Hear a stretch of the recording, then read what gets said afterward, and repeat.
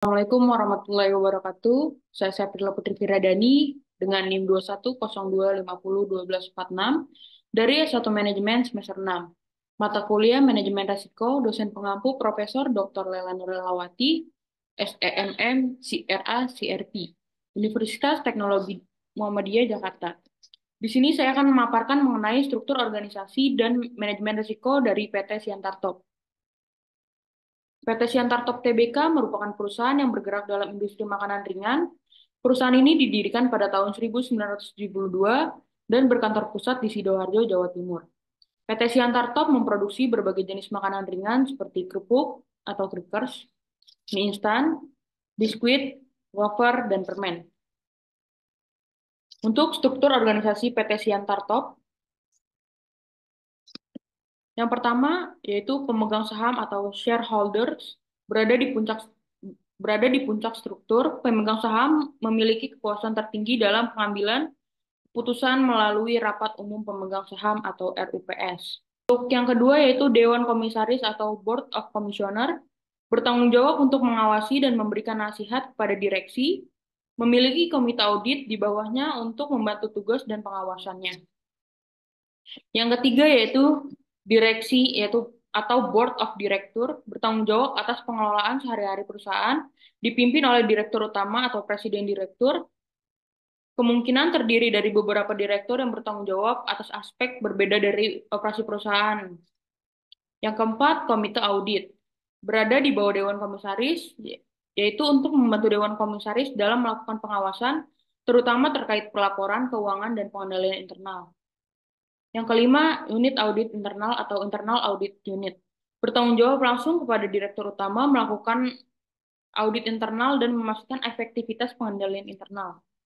Yang keenam yaitu ada sekretaris perusahaan atau corporate secretary.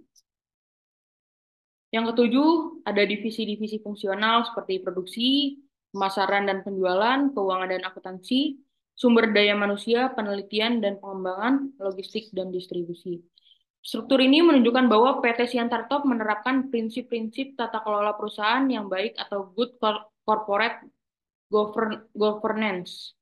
Dengan adanya pemisahan yang jelas antara fungsi dan pengawasan Dewan Komisaris dan pengelolaan direksi, keberadaan komite audit dan unit audit internal juga menunjukkan bahwa komitmen perusahaan terhadap transparansi dan akuntabilitas.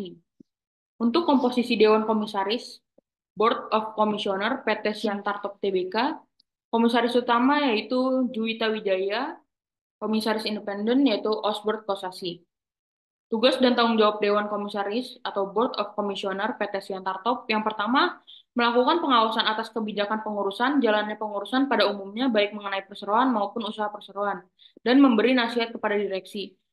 Dewan Komisaris wajib dengan itikat baik, kehati-hatian, dan bertanggung jawab dalam menjalankan tugas pengawasan dan pemberian nasihat kepada direksi untuk kepentingan perseroan dan sesuai dengan tujuan perseroan. Dalam kondisi tertentu, Dewan Komisaris wajib menyelenggarakan RUPS tahunan dan RUPS lainnya sesuai dengan kewenangan sebagaimana diatur dalam perundang-undangan dan anggaran dasar. Yang keempat, anggota Dewan Komisaris wajib melaksanakan tugas dan tanggung jawab dengan etikat baik, penuh tanggung jawab, dan kehati-hatian. Yang kelima, dalam rangka mendukung efektivitas pelaksanaan tugas dan tanggung jawabnya, Dewan Komisaris wajib membentuk komite audit dan dapat membentuk komite lainnya. Yang keenam, Dewan Komisaris wajib melakukan evaluasi terhadap kinerja komite yang membantu pelaksanaan tugas dan tanggung jawabnya setiap akhir tahun buku. Untuk komposisi Dewan Direksi atau Board of Director PT Siantar Top, Presiden Direktur yaitu Armin, Direktur pertama yaitu Sindo Sumindo, Direktur kedua yaitu Suwanto. Untuk tugas dan tanggung jawab Dewan Direksi atau Board of Director PT Siantar Top Tbk, yang pertama menjalankan dan bertanggung jawab atas kepengurusan perseroan untuk kepentingan perseroan sesuai dengan maksud dan tujuan perseroan yang ditetapkan dalam anggaran dasar. Menyelenggarakan RUPS tahunan dan RUPS lainnya sebagaimana diatur dalam perundang-undangan dan anggaran dasar. Yang ketiga, melaksanakan tugas dan tanggung jawab dengan itikat baik, penuh tanggung jawab, dan kehati-hatian. Yang keempat, membentuk komite untuk mendukung efektivitas pelaksanaan tugas dan tanggung jawabnya. Yang kelima, melakukan evaluasi terhadap kinerja komite yang membantu pelaksanaan tugas dan tanggung jawabnya setiap akhir tahun buku. Yang keenam, setiap anggota direksi bertanggung jawab secara tanggung renteng atas kerugian perseroan dan disebabkan oleh kesalahan atau kelalaian anggota direksi dalam menjalankan tugasnya. Yang ketujuh, mewakili perseroan baik di dalam maupun di luar pengadilan. Yang kedelapan, meminta persetujuan RUPS untuk mengalihkan kekayaan perseroan atau menjadikan jaminan utang kekayaan perseroan yang merupakan lebih dari 50% jumlah kekayaan bersih perseroan. Yang kesembilan, memberikan kuasa tertulis kepada seseorang atau lebih karyawan perseroan atau pada orang lain untuk dan atas nama perseroan melakukan perbuatan hukum tertentu sebagaimana yang diuraikan dalam surat kuasa. Untuk komposisi komite audit atau audit komite, PT Siantar Top Tbk, yaitu Obert Kosasi sebagai ketua komite, I Gede Cahyadi sebagai anggota, Didit Lasmono sebagai anggota. Untuk tugas dan tanggung jawab audit komite, PT Siantar Top Tbk melakukan penelaahan atas informasi keuangan yang dikeluarkan perseroan kepada publik dan pihak otoritas seperti laporan keuangan, proyeksi, dan laporan lainnya terkait dengan informasi keuangan perseroan.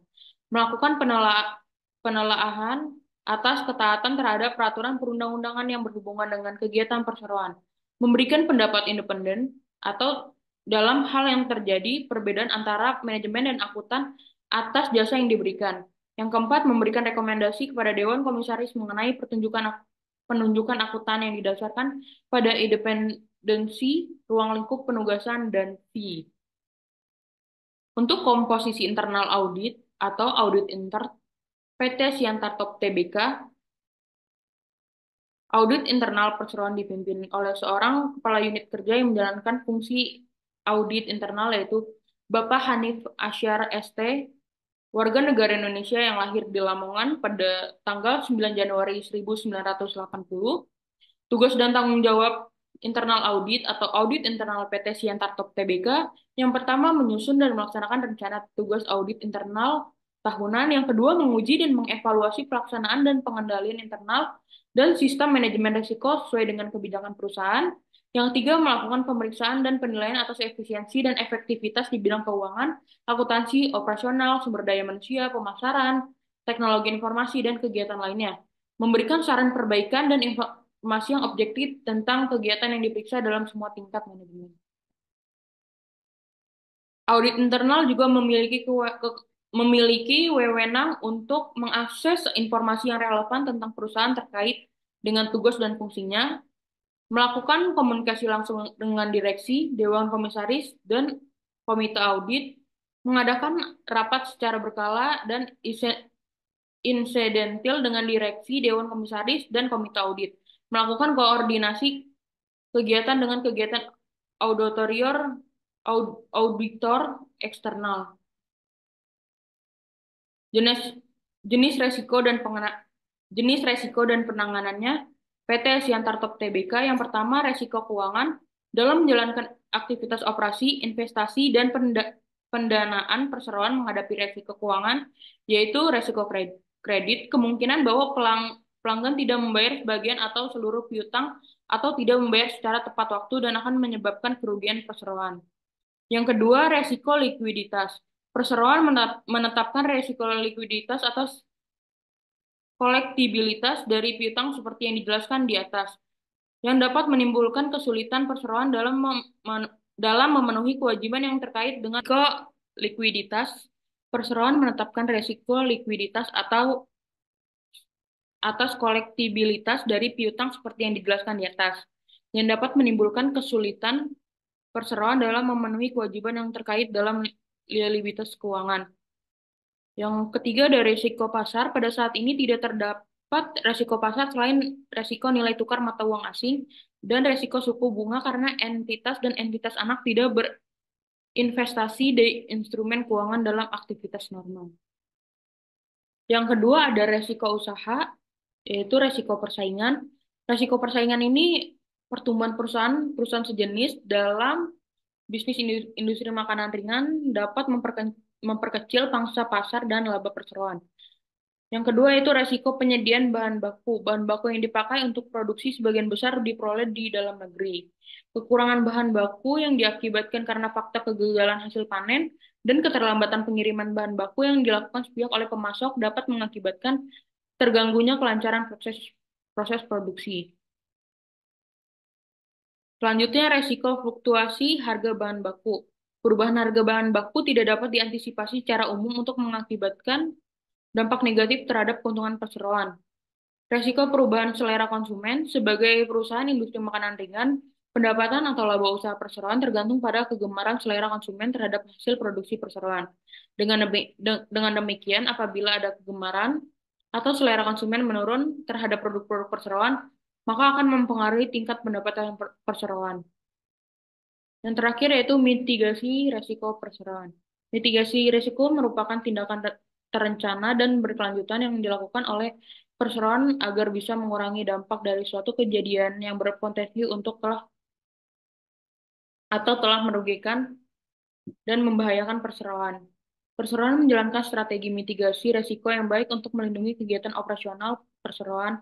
Strategi yang dapat dimitigasi risiko dijalankan dengan yang pertama memungkinkan identifikasi proaktif, penilaian dan pengelolaan risiko. Yang kedua, prediksi risiko di masa depan dan memfasilitasi tindakan pencegahan. Yang ketiga, mencegah kerugian finansial yang dapat dihindari. Yang keempat, memberikan ruang untuk eksperimen dan inovasi.